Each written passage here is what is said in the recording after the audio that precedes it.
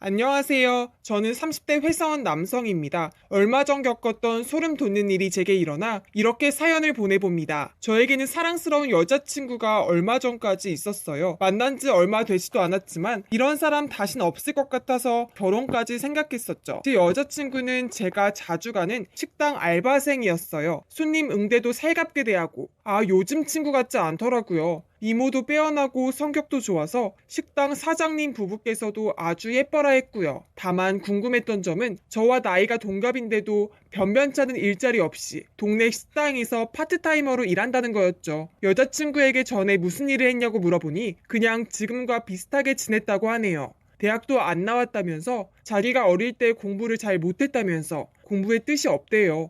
그래도 자기 밥벌이는 잘 하면서 살고 있으니 별 상관 없었어요. 여자친구는 식당에서 서빙 일을 했지만 음식 솜씨가 뛰어났어요. 저희 집에 와서 제가 퇴근하기 전에 가끔 장을 봐서 저녁을 차려주었죠. 그때마다 진수성찬이었고 음식 맛도 굉장히 좋았었네요. 저는 여자친구와 결혼 생활을 꿈꾸며 너무 좋았죠. 이렇게 음식 솜씨 좋은 아내를 얻게 된다니 말이죠. 사귄 지 6개월이 지나면서 저는 점점 더 여자친구를 놓치기 싫어져서 결혼을 재촉했어요. 여자친구는 저의 청혼을 듣고 머뭇거리더라고요. 왜 그러냐 했더니 자기는 배운 것도 짧고 모은 돈도 별로 없어서 저랑 결혼하기에 부담이 된다고 하더라고요. 지금 이대로 좋다고. 저는 여친을 놓치기 싫어서 다 괜찮다고 했어요. 그리고 여자친구를 겨우 설득해서 일단 저희 부모님께 보여드렸죠. 처음엔 대학도 안 나오고 직업도 없다고 하니 부모님께선 마음에 안 들어 하셨는데 실제로 만나보니 얼굴도 이쁘고 인성도 된 것 같다면서 싹싹하니 마음에 든다고 마음을 바꾸셨어요. 다행이었죠. 그리고 여자친구에게 이제 너희 부모님께 나를 소개시켜달라고 했더니 알겠다고 했어요. 그리고 나선 아무리 기다려보아도 여자친구는 자기 부모님을 제게 소개시켜줄 기미가 없었어요. 저는 여자친구를 조급하게 만들기가 싫어서 잠자코 있었고 추석이 되었어요. 여자친구는 갑자기 본가에 내려간다며 식당에 휴가를 냈어요. 그래서 저도 같이 갈까 했더니 아직은 마음의 준비가 안 됐다며 손살이 쳤네요. 그래, 잘 다녀오고 맛있는 거 많이 먹고 오라고 했죠. 이런 답답한 상황을 모르시는 저희 어머니는 제가 결혼 준비를 시작한 줄 아시고 저에게 연락을 하셨어요. 결혼 날짜를 받으려고 하는데 간 김에 여자친구랑 제 궁합도 재미로 보겠다고 하시는 거예요. 친구분이 갓 신내린 아주 용한 무당을 안다고 그러면서 제 여자친구 생년월일이랑 태어난 시간을 알아오라고 하시더라고요. 태어난 시간까지는 몰라서 여자친구에게 태어난 시간을 알려달라 했어요. 여자친구가 왜 그러냐고 묻길래 그냥 재미로 너랑 나랑 궁합 보려고 한다. 그러니까 순순히 알려주더라고요. 그렇게 여친의 태어난 시간까지 어머니께 보내드리고 얼마 뒤에 어머니께 다시 연락이 왔어요. 결혼 날짜 외엔 별말 안 하시길래 궁합 본 거는 왜 이야기 안 해주시냐고 했더니 무당이 별로 신통치 않은 것 같다고 하시네요. 왜 그러냐고. 궁합이 안 좋게 나왔냐고 여쭈어 보니 여자친구 사주가 별로 좋지 않다는 거예요. 사주에 지금 이쪽에 있을 사주가 아니라는데 그게 무슨 말씀이시냐 그랬더니 관운이 엄청 세다고 이거는 한 곳에서 꾸준히 일할 사주인데 여자친구는 아르바이트 전전하며 살지 않냐. 그러면 이게 말하는 게 한 가지다. 감옥에 갇혀 살 사주라는 거다라는 뜻이래요. 너무 우스워서 어머니한테 그런 돌팔이 무당 얘기 믿지 말라고 그 사람이 준 결혼 날짜도 쓰기 싫다고 했고 여자친구한테 이런 일이 있었다고 완전 어이없다고 웃으며 얘기했어요. 그러니 여자친구가 무슨 말도 안 되는 소리라고 자기가 태어난 시간 확실히 몰라서 잘못 알려준 것 같다고 깔깔 웃었어요. 그래서 저도 여자친구 말을 듣고 마음이 한결 놓였고 역시 선무당이 사람 잡는다는 소리라고 말했죠.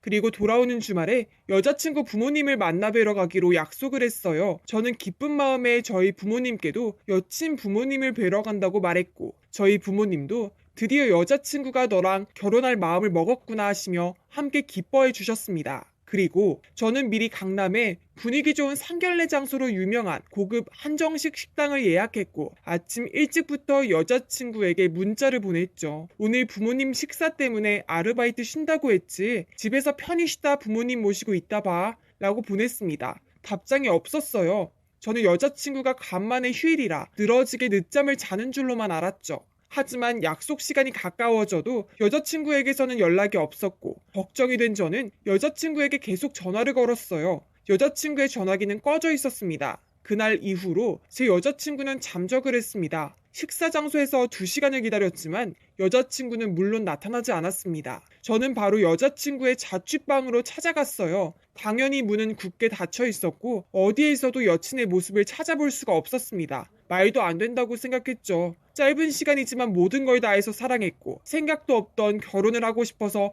목매단 여자였는데 한순간에 제 앞에서 사라질 줄이야. 혼자만의 생각이 필요한가 보다 하고 저는 이틀을 그냥 기다려봤어요. 실종 신고를 할까도 생각했지만 아직은 아니라고 생각했고요. 그러다가 생각이 미친 곳은 바로 여친이랑 제가 처음 만난 곳인 여자친구가 일하던 식당이었어요. 혹시 사고라도 난 건데 제가 모르고 있는 걸지도 모르겠다 싶어서 식당을 찾아갔습니다. 식당에 가자마자 사장님께서 반갑게 저를 맞이하셨죠. 어쩐 일로 오셨어요? 사람이 사라졌는데 저를 너무 반갑게 맞이하는 게 이상했죠. 제 여자친구가 여기 안 왔냐, 요즘 출근 안 하냐고 물어보니 사장님께서는 고개를 갸우뚱하시며 여자친구 행방을 왜 자기한테 묻느냐는 듯 못 본 지 꽤 됐다고 하시더라고요. 이틀 전에 휴가 내고 한 번도 안 왔냐고. 그러니까 이틀 전에 휴가라뇨. 그만둔 지 보름도 더 됐어요. 라고 하시더라고요. 그리고 무슨 일인지 궁금해서 미치겠다는 표정으로 무슨 일이 있어요? 하고 물어보시더라고요.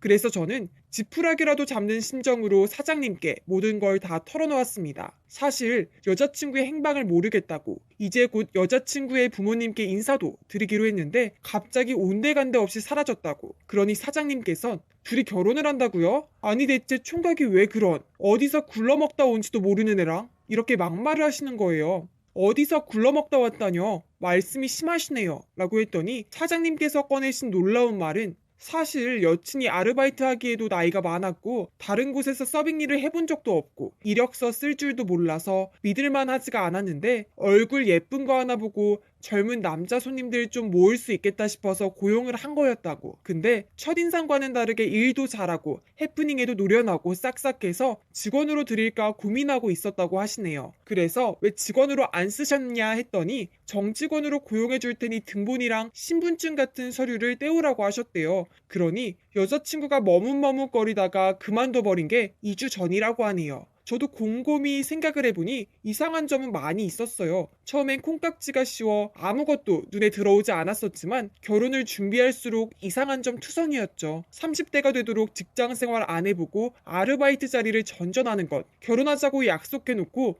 부모님에 대한 얘기는 하나도 하지 않는 것도요. 가족 얘기는 일절 하지 않았어요. 저는 사장님의 말을 듣고 난 후에 여친의 정체가 너무 궁금하고 또 한편으로는 사랑하는 사람이기에 걱정이 되어서 흥신소에 부탁해서 여친의 행적을 찾았습니다. 흥신소에서 여친의 정보를 알려달라고 했는데 저는 이름과 전화번호, 생년월일밖에는 모른다고 했어요. 그러니 흥신소에서는 정보가 미흡해서 찾는데 시간은 좀 걸리겠지만 끝까지 찾아보겠다고 하더라고요. 일주일이 지나고 2주일이 지나도 별다른 연락이 없길래 착수금만 날렸다는 생각이 들더군요. 그리고 생각이 차차 정리가 되었어요. 흥신소도 못 찾는 사람인데 얼마나 꼭꼭 숨었겠습니까? 저는 여친에 대한 사랑도 미움도 다 정리하고 있었습니다. 한 달쯤 지났을까? 저는 가까스로 마음을 추스리고 가족들과 친구들을 만나며 바쁘게 업무에도 매진했죠. 그러던 어느 날 경찰에서 전화가 왔어요. 처음 듣는 여자 이름을 말하며 이 여자한테 돈 뜯긴 거 있냐고 하더라고요. 그래서 저는 그 여자가 누군지도 모르고 누구한테 사기당한 적도 없다고 했어요. 그러니 경찰은 자신이 잘못 알았다며 전화를 끊었고요. 잠시 후에 흥신소 직원에게서 전화가 왔습니다. 방금 경찰에게서 들은 낯선 이름이 제 여자친구라 믿었던 여자의 본명이라고요. 그리고 사기, 살인 전과가 있다고. 믿기지 않았습니다. 벌레 한 마리 못 죽일 만큼 여렸던 제 여자친구가 살인범이라니요. 너무 혼란스러웠어요. 흥신소 직원에게 제 여친에게 직접 듣고 싶다고 여자친구 지금 어디 있느냐고 물었습니다. 그러니 직원의 말, 그분 지금 감옥에 있어요. 못 만나요. 직원의 말은 들을수록 충격이었습니다. 선생님은 운이 좋으신 거예요. 조금만 까딱했으면 그 남자 대신 선생님이 살해당했을 겁니다. 저는 무슨 말이냐고 물었죠. 여친의 부모님을 만나기로 한 날 새벽, 여자친구는 저 말고 만나던 다른 남자친구와 돈 문제로 싸우다가 결국 그 남자를 죽인 거였어요. 그리고 그날 아침 경찰이 현행범으로 잡혀 지금 감옥에 있다는 말이었어요. 정말 어떻게 이런 일이 있을 수가 있나요? 한 번에 여러 가지 충격적인 얘기를 들어서 몸을 가눌 수 없을 것 같았죠. 여자친구의 본명도 따로 있었고 저 말고도 만나던 남자가 있었고 이미 전과범인데도 불구하고 또 살인을 저지르고 이미 감옥에 가 있다는 거예요. 흥신소 직원 말이 저나 알바하던 식당 사장에게 자기 본명을 알려주지 않은 건 혹시 신상조회를 했을 때 전과범인 걸 알게 될까봐 비밀로 했던 것 같다고 하네요. 저는 더 이상 묻지 않았습니다. 생각할수록 괴로웠기 때문이었죠. 그리고 여자친구를 없던 사람으로 기억하려고 했습니다. 부모님께서도 처음엔 계속 여친의 안부를 물으시다가 제가 말을 안 하니 헤어진 거라 어느 정도 짐작은 하고 계십니다. 이제 벌써 반년이란 시간이 흘렀습니다. 저는 정상적으로 일상생활을 할 수 있게 되었고 여자친구의 소식은 더는 모르지만 아마 오랫동안 교도소에서 못 나올 것 같다고 들었습니다. 다음에 출소를 하게 된다면 마주치고 싶은 생각은 일절 없지만 평생을 반성하며 살기를 바라는 마음입니다.